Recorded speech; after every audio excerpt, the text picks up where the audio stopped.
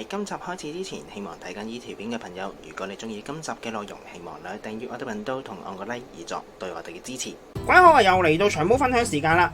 而家見到台面上邊有一堆牛尾啦，咁好明顯今集我哋煮牛尾嘅。牛尾通常大家都攞嚟做呢個紅酒牛尾噶，但係今次我哋會特別少少嘅，我哋會用呢堆牛尾嚟煮一個牛高湯。咁可能又會講啦，喂，點解要咁麻煩煮牛高湯呢？我買現成嘅牛粒咪得咯。係冇問題嘅，但係因為如果有時間嘅，其實我會建議大家去熬一個牛高湯，可以擺冰箱喺度康門口，跟住之後你可以煮其他菜式都可以嘅。牛湯粒就方便啲嘅，你可以慳翻煮牛高湯嘅程序。但係之前小弟喺餐廳做嗰時都有啲客反映過噶啦，我試過用同一款湯，試過用牛高湯粒嚟煮，同埋用自己熬嘅牛高湯，啲客真係飲得出嘅，係真係有唔同嘅分別嘅。因為始終牛湯粒個味係會爭啲嘅，所以今次就同大家嚟做一個牛高湯啦。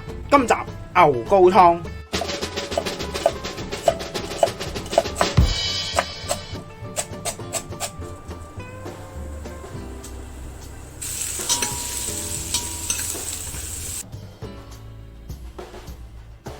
做呢個牛高湯其實好簡單嘅，但係會需要用到一個器材嘅，嗰樣就係焗爐啦。因為我哋要用焗爐將啲牛尾燒到佢上色，煎冇話唔得嘅，但係煎嘅時間會長好多。用焗爐焗嘅話呢，我哋就可以慳翻啲時間啊！而家先處理咗啲牛尾先，第一件事我哋先將啲牛尾擺晒落去個烤盤上面先，包晒之後，先喺上邊落少少油，心防一陣間黐住啫。落完油之後就直接劈佢入焗爐燒。焗爐我哋會用200度去燒佢大概1個鐘頭至個半鐘頭，或者直至到你啲牛尾係上晒色為止嘅。中間我哋都係要反一反轉，等佢兩邊顏色均勻啊。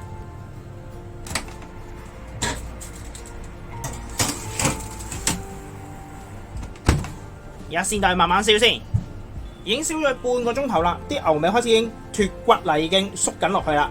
呢個時候其實我哋可以攞出嚟反一反轉嘅。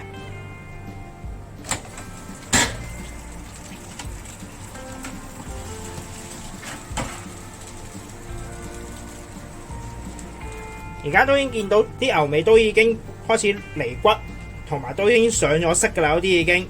呢個時候我哋要將佢反轉，等佢每一邊都可以燒得均勻啊！我見到好明顯嘅分別嘅，呢邊咧係比較淺色，因為佢浸住咗喺啲水啊，浸住喺啲油嗰度嘅。呢邊咧就係乾嘅。反轉咗之後，再擺落個爐繼續燒佢，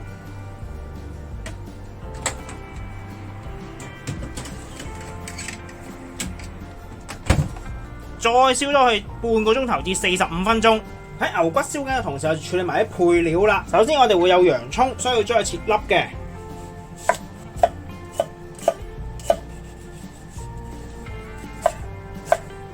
然後會有西芹，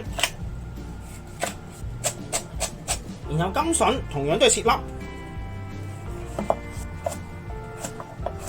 然後呢度有2條葱嘅，呢一條就我哋經常用嘅京葱，呢一條呢就係大葱，即係我哋英文所講嘅 leek。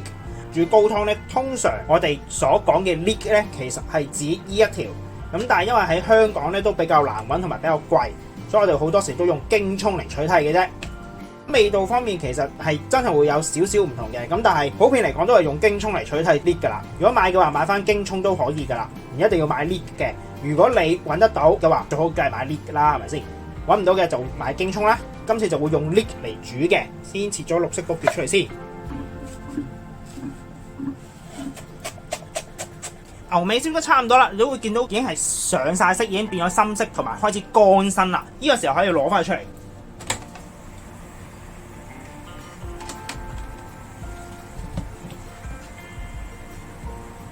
可以見到上晒色噶啦，啲骨頭都已經燒到變咗黃色嘅，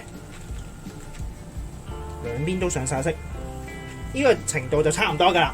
我哋先攞翻佢出嚟先。底下嘅油我哋係可以用翻嚟炒啲菜碼嘅，因為呢啲油其實係啲牛嘅脂肪溶咗出嚟啊，所以其實佢有好豐富嘅牛嘅味道喺入邊啊。如果我哋用呢啲油去炒翻啲菜呢，咁你就可以增加翻你個牛高湯嘅氣味啊。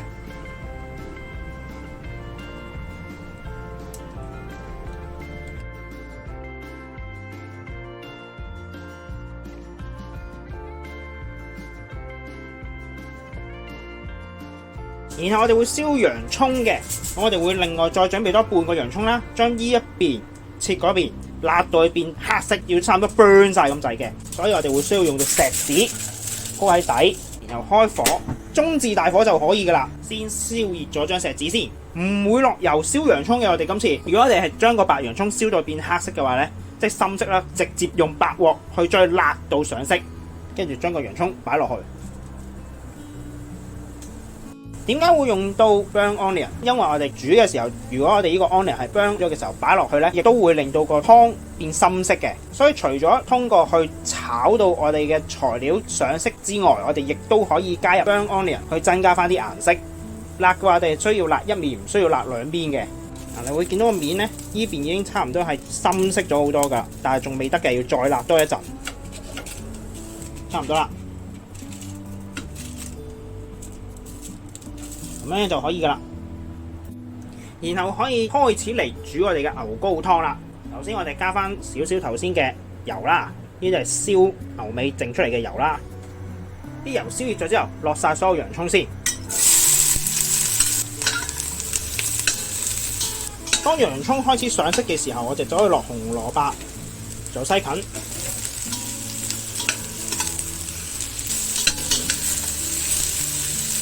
紅蘿蔔同西芹都開始上色嘅時候，就落埋大葱。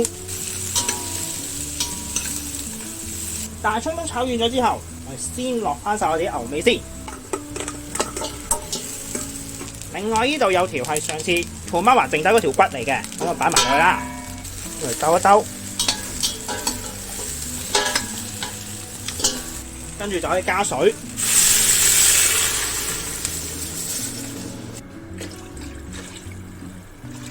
加完水之後，將個大葱頭擺落去啦 ，bay leaves、burn onion、thyme 草、parsley 菌、2粒蒜頭、少少黑椒粒，先大煲滾。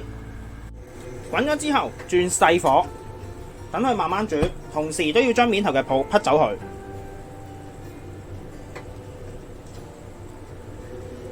都係最少要6至8個鐘頭嘅煮，但係慢慢煮啦。個牛高湯亦都完成咗啦，而家先將佢隔翻出嚟先。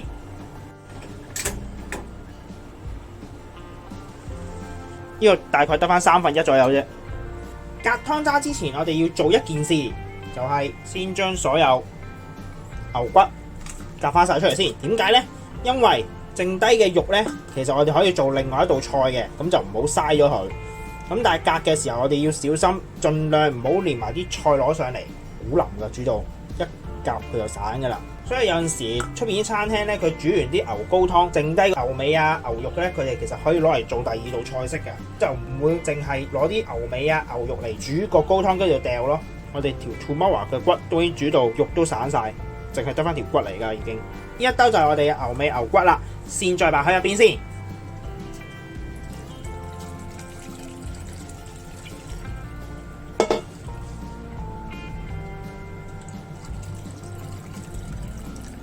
呢一兜咧就係我哋嘅牛高湯啦。你見到表面嗰度好多油嘅，呢個時候係先等佢靜止一陣，等啲油完全浮翻晒上面之後咧，我哋就可以撇走佢啦。或者你可以先擺落雪櫃，等佢凍咗之後，佢面頭嘅油咧就升咗上去噶啦。到時你揾隻匙羹刮一刮就得噶啦。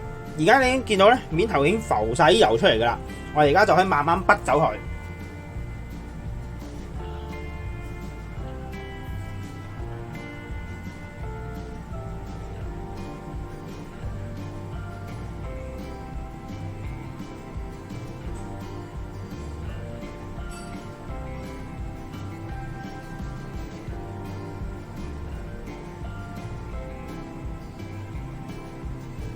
呢個時候我哋就將佢倒落個盒度啦。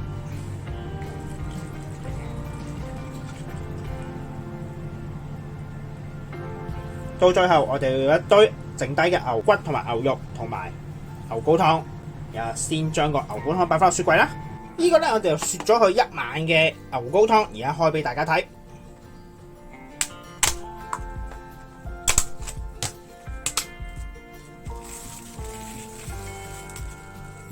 亦都見到佢已經雪到變咗啫喱啦。呢個時候我哋就可以將表面嘅油再刮一刮走佢。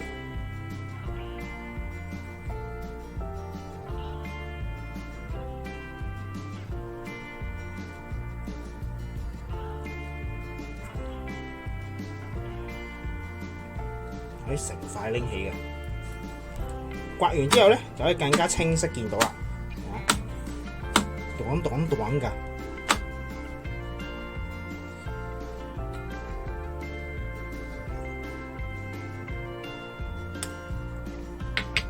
你會見到今次其實佢同雞高湯有少少唔同嘅，因為佢冇雞高湯咁實。點解呢？係因為我哋少咗一部分嘅 collagen， 因為牛骨同埋牛尾佢嘅膠原蛋白唔係太強。相比起雞翼同埋雞腳咧，佢哋嘅 collagen 係比較高嘅，所以煮出嚟嘅雞高湯，你會發現雞高湯雪完之後係會比較硬過牛高湯嘅。咁但係同樣牛高湯一樣都係會有膠原蛋白入邊嘅，不過係少啲咁解嘅，所以係會比較軟熟啲嘅。你見到今次，咁今集牛高湯亦都完成咗啦，希望大家中意啦，我哋下集再見，拜拜。今集亦都差唔多啦，多謝各位收睇。詳細食譜我哋會上傳喺 Facebook 專頁嗰度，有興趣嘅話可以上去查閱。另外，如果中意我哋頻道嘅話，希望可以訂閱我哋頻道同按個 like 以作對我哋嘅支持。希望大家中意啦，我哋下集再見，拜拜。